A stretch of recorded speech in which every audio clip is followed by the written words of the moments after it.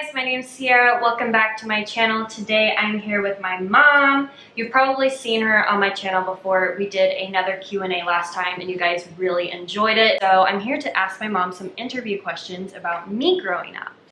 Oops, this is going to be entertaining. What is my birth story? Okay, I was really anxious to get Sierra here because I wanted her here so bad. It was all I could think about. So her due date was September 15th. So my cousin was due with the baby September 14th, and she had her baby on her due date, and I was really jealous. I'm like, oh, when's Sierra gonna get here? I was just waiting and waiting. So the next morning I was laying in bed and I started having little pains, and I wasn't sure if it was labor or not because I'd never been through it or not, but it just kept going, and finally we decided to go to the doctor and to see what was going on. So we made our appointment. We went into the doctor, and he said, and this was on your due date, September 15th, and he said, yes, he said, you're gonna have a baby today. He said, he said, you're just dilated to like a 2 or a 3. He said, go to the mall and walk around a whole bunch and then come back and we should be, and see if that increases, you know, puts you further along. So we went to the mall, and my mom and my ex was with me, Sierra's dad, and we were walking the mall, and all of a sudden I go to sit down on a bench and my water breaks and made a big puddle on the floor in front of everybody, and I was dying. And then the contractions, this was like, we'd left the doctor at maybe 10 and this was like at 1 o'clock. Then the contractions started coming harder, and we were parked at the other end of the mall, and I kept having to stop. Leo has something to say about this too. I have to keep stopping and having contractions and getting more intense, and I was starting to freak out, thinking maybe I was gonna have the baby at the mall. But we got back to the hospital and everything went good. Sierra was born at 7:10 that night, but when I was in labor, her heart rate kept dropping, and they said that if she kept doing that, they would have to do a C-section, and we did not. We got her here, but when they pulled her out, the umbilical cord was wrapped around her neck twice, and she was completely blue, and they wouldn't let me hold her. They put her straight into the warmer, and I didn't get to hold you for a couple hours, and it was really hard as a new mom, first time mom. All you want is your baby. Yeah. And so I cried a bunch, but I did get to hold you about 2 or 3 hours later. I mean, I'm sure you told me that you couldn't hold me for a while, but now that that would suck. It was really awful because then I was worried about you. They did wheel me down before they took me to the room, because back then you didn't stay in the same room you gave birth in. On the way back down to our room, they let me go by, they wheeled me by the nursery so I could see you through the window. And what's funny is there was a birthing class coming through, and they were all standing there, and they were all so jealous. They're like, she already had her baby. And they were so jealous of me, even though I wasn't getting to hold you, that I'd already had my baby, because they were all still waiting a while. So yeah, it was a really special day. And when the moment you were born, it was like, I can't even explain it, the happiest day of my life. And I was crying big happy tears, and it makes one cry thinking about it. That's the most amazing feeling, and now you know what it's like. Most amazing feeling you'll ever have in your entire life. It's just phenomenal. Favorite part of being a grandma? Well, what is there not to be a favorite part? Look at this. Or a Gigi. Yeah, I'm Gigi. Look at that little face. I mean, he's still little right now, but I just like to make memories and do fun stuff with them. And I want them to always think of Grandma and Grandpa's house, Gigi and Grandpa's house, as a place they can go and have lots of fun and have lots of memories there, and know they're always welcome and can always come stay anytime. He's saying he wants to come to Gigi's house. That's what he's saying. What is your favorite trait of my personality?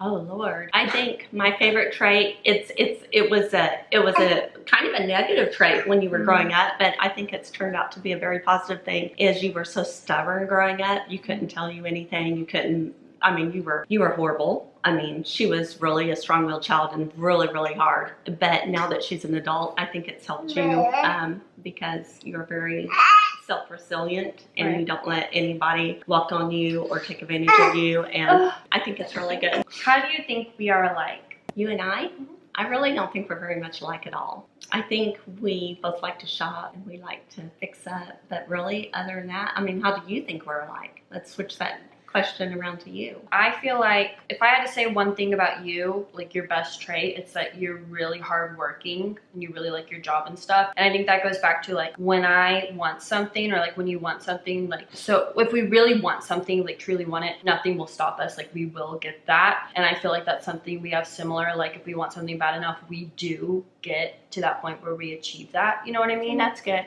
One of the things I always wanted you girls to learn more than anything is good work ethic growing up, because nothing comes to you for free and you have to work your butt off for everything you've got. And I just always wanted you girls to have that. Favorite memory together? I have so many favorite memories.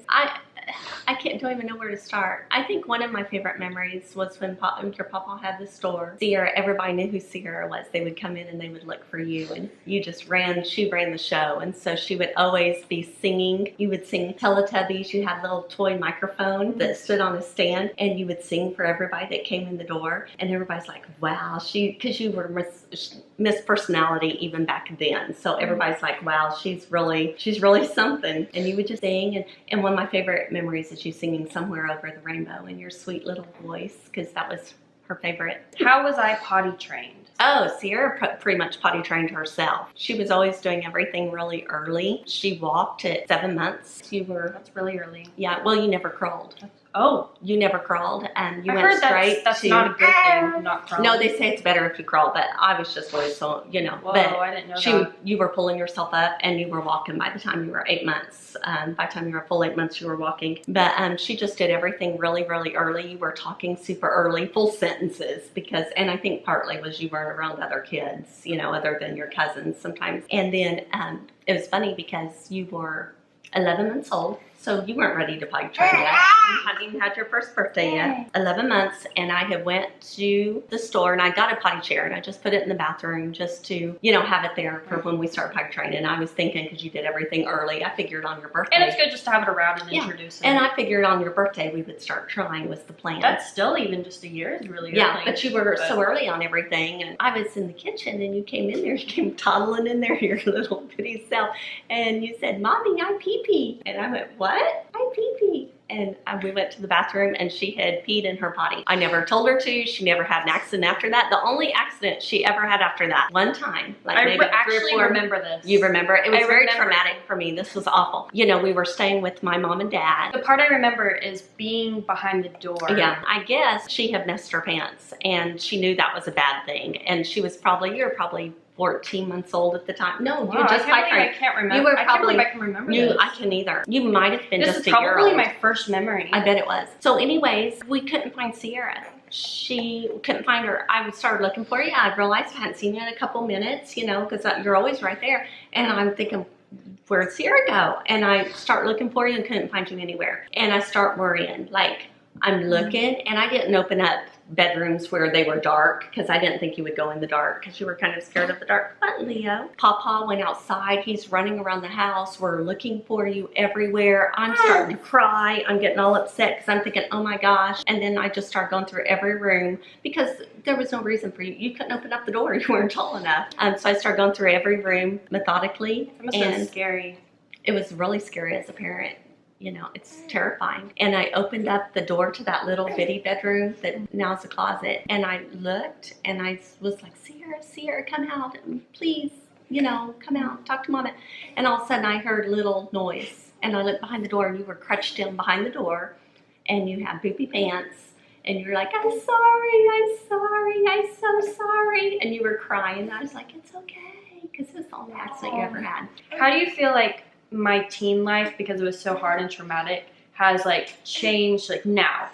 How do you think it's changed you and your opinions and perspective on life? Because you only want the best for your kids. I mean, that's all you ever want, and I don't want to cry, but you just want the best for your kids. So when they start going down a path you don't agree with or isn't right, it kills you inside. It literally, and you're going to have things with your kids because it happens to everybody, and it just breaks your heart, literally. And you start thinking, what did I do wrong? I was really strict on you. It was really hard. I cried so many times. So I think how it's changed me though, which with your sister, with Emily has a lot more maturity, and she still has I'm still pretty strict. And how it has affected me is I feel like I lost a lot of those teen years. We lost a lot of time just from stupid stuff, but it's done now, so we can't go back. But I think in the way it's changed me is with Emily, I get real teary-eyed because thinking about them getting to teenagers, because I never had that with you. So it's very emotional for me because I'm like, it's going to go so fast, and I'm so glad I get to experience that with them. But yet it's slightly terrifying.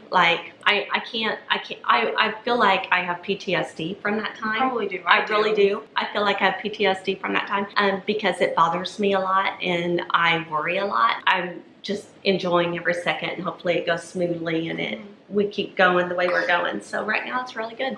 That's a whole probably therapy from that time. It was rough. It was really rough. Any questions for me? How do you feel like our relationship has changed?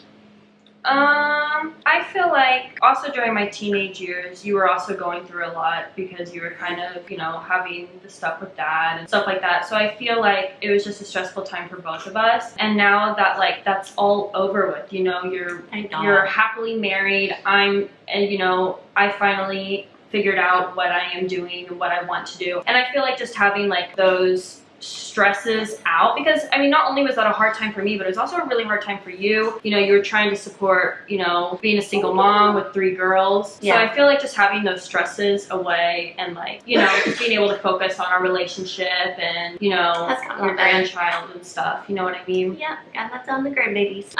Yeah, definitely. Do you regret how things went when you were a teenager? How do you feel about that now that you're older? I regret a lot of it. It was a really confusing time in my life. Very confused about my life and, you know, my parents, you know, with you splitting up. But lots of kids have parents that get divorced that don't go through I don't know. I think it just affected me. I guess I've always been independent my whole life, and for some reason I craved that so bad then. And yes, I regret it, obviously. I'm like trying to explain my intention. I guess I wanted independence so bad, and I was so like angry about like the divorce and, you know, middle school I was getting bullied and stuff like that. I guess I just wanted to kind of feel something other than what was going on in my life. It hurts that you didn't come to me and try and talk to me so I could help you through that, you know, because that's what moms do. And I never had the chance to mother you in that way. And so watching that was really hard. It's just so